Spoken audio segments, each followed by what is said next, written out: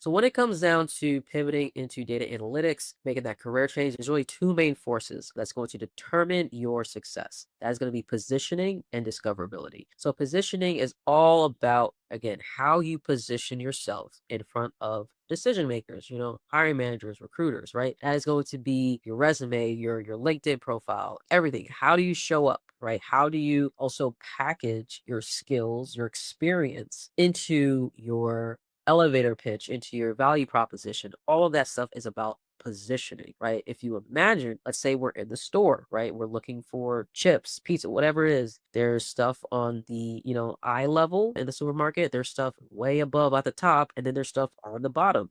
Most likely the top selling items or whatever it is going to be usually eye level, not stuff you're going to have to at the top where no way you could reach it or whatever it is. But positioning matters, right? Discoverability. So today in this job market, you need to be discoverable online.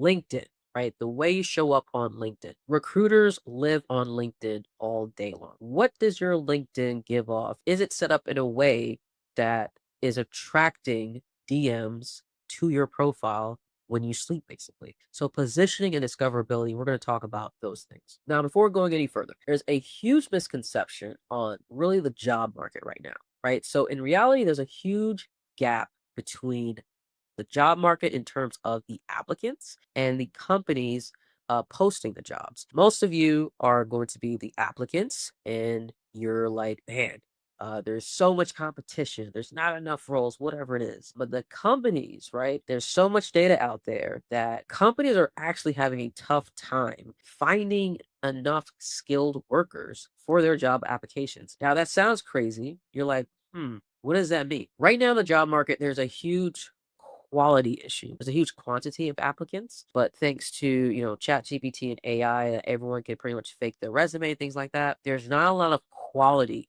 of job applicants. So again, while there may be this disillusion that, oh, there's too much competition, etc., there's actually not that much competition, right? There's a huge skill gap of folks applying for jobs and the companies posting jobs. I'm going to show you exactly how you can pretty much close that gap so you can be on the other side.